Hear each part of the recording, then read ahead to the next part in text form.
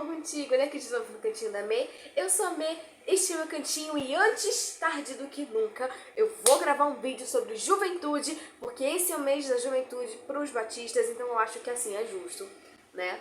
Eu gravar falando sobre juventude. Na real, eu tava adiando esse vídeo há muito tempo, porque eu não me organizei. Essa é a verdade, eu não me organizei e aí eu não gravei um vídeo legal.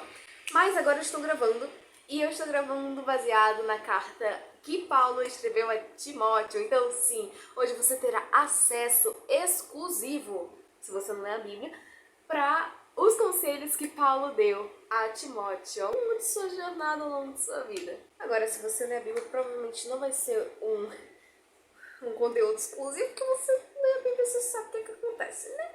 Mas se você não tá por dentro das paradas, você vai ficar por dentro aqui. O que não substitui a leitura da Bíblia.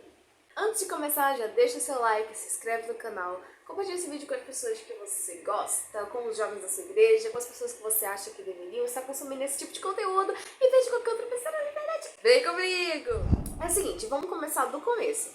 Talvez você não saiba quem era Timóteo, mas Timóteo era um cara muito legal. E Timóteo foi um discípulo também de Paulo, e ele foi escolhido ao longo das viagens de Paulo, em que Paulo conheceu Timóteo, e chamou ele para ser evangelista. Foi uma pessoa que plantou várias igrejas e também auxiliou na manutenção delas. Ou seja, quando as igrejas estavam bem no comecinho, Timóteo era o cara que ajudava, que instruía, que mostrava para as pessoas como é que funcionava dentro do cristianismo. Inclusive, ele recebeu essa responsabilidade, que é uma responsabilidade muito grande. Ele ia instruir bispos e diáconos a como serem bispos e diáconos. E ele era, muito novo. E aí, ao longo de sua caminhada, Paulo vai dar vários conselhos para Timóteo. E eu acho que esses conselhos também podem ser aplicados a nós, afinal, somos jovens e vamos ter, de acordo com a vontade de Deus, propósitos a serem estabelecidos. E obedecendo a palavra de Deus, tendo o conhecimento daquilo que ela passa, fica muito mais fácil de entendermos quais conhecimentos são esses e o que nós devemos fazer para estarmos firmados na palavra do Senhor e executarmos bem o propósito para o qual Deus nos chamou. E você, Timóteo, fuja das paixões da mocidade e procure viver uma vida correta, com fé, amor e paz, junto com os que, com um coração puro, pedem a ajuda do Senhor. Não sei se você sabe, mas na Bíblia os jovens são constantemente atribuídos a uma coisa: força. Pois é? Não é sabedoria. Os jovens são constantemente citados como símbolo de força, como símbolo de resistência, de gente que consegue estar lá trabalhando pela obra, se empenhando, vencendo, triunfando. Mas a gente não é bem o exemplo de sabedoria. A sabedoria fica mais com os anciãos. Anciões. Gente, esqueci o plural. Mas tudo bem, depois a gente vê. Ou seja, quando a gente passa por tentações, raramente o jovem vai ter a postura de ser forte o suficiente para resistir. Aliás, a recomendação não é simplesmente para que a gente resista às tentações. É pra gente fugir. Sabe aquele negócio de cortar a mão se ela te faz pecar? Então, é sobre isso que Paulo está falando. É fugir literalmente das situações que podem te levar a pecar.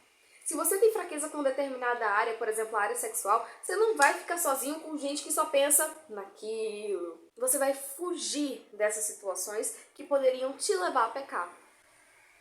Porque, jovem, vamos ser sinceros, até porque a Bíblia fala sobre isso. Quando a gente não exerce essa sabedoria, acaba que a gente segue na prática o que está escrito lá em Provérbios, que é quando a pessoa que não é sábia olha um problema lá na frente e, em vez de fugir, ele vai ao encontro. E sabe o que acontece? Ele sofre as consequências. Acho que não pega bem, né? Então vamos fugir, galera. Foge das tentações. Faz que nem o justo, que se desvia desse caminho que tem um problema e aí não sofre a consequência. Olha só que coisa legal. Se der esses conselhos aos irmãos na fé, você será um bom servo de Cristo Jesus, alimentando-se espiritualmente com as doutrinas da fé e com o verdadeiro ensinamento que você tem seguido, mas não tenha nada a ver com as lendas pagãs e tolas. Para progredir na vida cristã, faça sempre exercícios espirituais. Essa é uma recomendação para a saúde espiritual de Timóteo, e também ele tem recomendações para cuidar da saúde física, então cuida do templo e também cuida da mente. Se alimente da palavra de Deus, e não somente alimente a si mesmo, mas também alimente as pessoas que estão ao seu redor dessa mesma palavra, fugindo das coisas vãs que não acrescentam em nada na nossa vida cristã.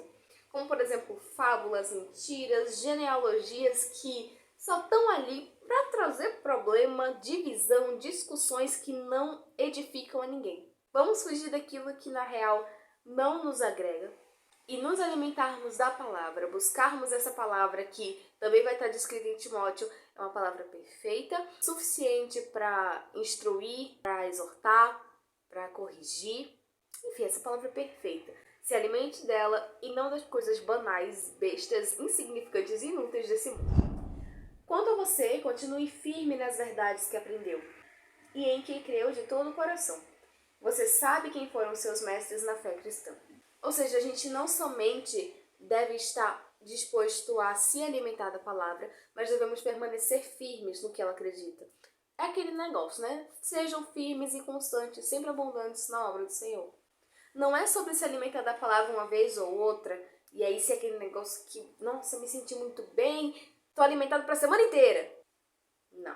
Muito menos ser uma coisa que a gente lê e não pratica.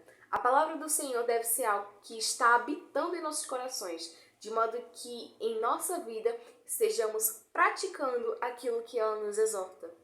Jovens, perseverem na palavra do Senhor.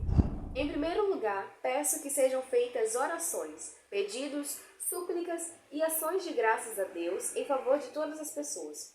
Orem pelos reis e por todos os outros que têm autoridade, para que possamos viver uma vida calma e pacífica, com dedicação a Deus e respeito aos outros. A gente tem que lembrar que no século I, a igreja sofreu uma perseguição absurda. Era muita gente que não gostava da igreja, inclusive os governantes. E eles faziam loucuras para que a igreja se mantivesse calma, quietinha, para que a seita do caminho não fosse nenhuma interferência no movimento ali do império. E eles estavam vivendo debaixo dessa situação. Eles não tinham um governo democrático nem nada, mas eles tinham autoridades que podiam fazer literalmente o que bem entendessem com os cristãos, porque eles eram tipo Deus na terra. E a recomendação de Paulo é orar. Orar o tempo todo, orar por esses governantes, porque o desejo do Senhor é que todos sejam salvos, inclusive os governantes. Inclusive os governantes que buscavam o mal do povo de Deus. A gente vê isso também lá em 1 Timóteo, que Paulo vai explicar. Eu que era perseguidor da igreja, eu que era uma pessoa, o pior pecador que tem, Jesus me salvou. Ele me redimiu para mostrar, através de mim, que o seu poder é grandioso o suficiente para salvar, inclusive, aquele que o perseguia. E esse é o pedido que Paulo faz também pelos governantes. Orem por eles. Orem para que, através deles, nós possamos manter uma vida pacífica, tranquila e adorar a Deus ao longo dessa nossa existência aqui na Terra, sem impedimentos, pelo menos da parte governamental, né? Timóteo, meu filho, eu entrego essa ordenança a você. Ela está de acordo com as palavras da profecia ditas há muito tempo a respeito de você.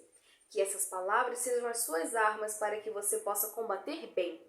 Conserve a sua fé e mantenha a sua consciência limpa. Algumas pessoas não têm escutado a sua própria consciência e isso tem causado a destruição da fé. O próximo conselho de Paulo é: combate um bom combate. Não somente isso, mantenha a sua consciência limpa, guarde a sua fé, use as armas do Espírito, conforme Paulo também vai dizer lá para os Efésios, no famoso Efésios 6. Você tem que combater um bom combate, jovem, guardar a sua fé. Porque se você não faz isso, você naufraga, como infelizmente já tem acontecido com muitos.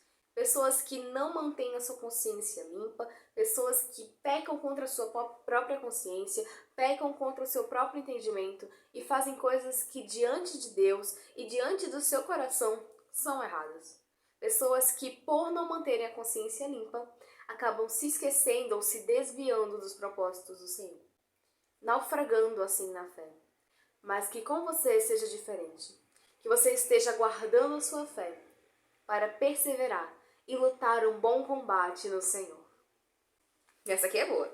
Não deixe que ninguém o despreze por você ser jovem, mas para os que creem, seja um exemplo na maneira de falar, na maneira de agir, no amor, na fé e na pureza. O último conselho de Paulo a Timóteo que a gente vai falar aqui é: não deixe que ninguém te menospreze. Antes, seja exemplo. A gente sabe que Timóteo provavelmente enfrentava muitas dificuldades justamente porque ele era novo e estava ensinando para pessoas mais velhas. Mas ele não era menosprezado, porque ele era exemplo. As pessoas vão procurar coisas para te condenar. As pessoas vão procurar coisas para dizer que a igreja não presta. Só que aí, nisso que elas vão procurar, elas não vão achar, porque estaremos com uma conduta tão cristã que até o mais ateu vai ter que dizer: poxa, é mesmo, esses aí são crentes, estão obedecendo a Bíblia, eu não posso nem contestar. Essa é a recomendação de Paulo a Timóteo. Siga a Bíblia, seja fiel, seja cheio de amor, seja exemplo na sua conduta, na oração, perseverando sempre. Porque aí mesmo que as pessoas tentem se levantar contra você, elas vão ter que ver primeiro a Bíblia que elas estão lendo. Porque você vai estar sendo exemplo e seguindo fielmente a palavra do Senhor Jesus. Jovem, seja exemplo. Essas são algumas recomendações que Paulo deu a Timóteo. Coisas que nós podemos aplicar em nossas vidas também. Não vamos deixar o tempo passar, não vamos esperar ficarmos mais velhos para louvar a Deus. Porque o tempo da nossa força é agora. E o tempo que nós podemos fazer o louvor a Deus e atuarmos fielmente na sua obra é agora. Levanta, resplandece, brilhe a luz de Jesus por onde você for. Já parou para pensar que talvez você seja a última Bíblia que seus amigos vão ler? Amigos esses que talvez não tenham contato com mais nenhum cristão da sua idade, exceto você. Não há tempo a perder. Não há oportunidade que não deva ser usada. Vá, brilhe, seja exemplo. Não deixe que as pessoas te menosprezem, mas seja luz. É isso, gente. Espero que vocês tenham gostado desse vídeo. Não se esqueça de compartilhar com as pessoas que você ama, deixar seu like, se inscrever clicando no botão vermelho ao lado do nome Cantinho da Mê, deixar seu comentário. E é isso. Muito obrigada por tudo e tchau!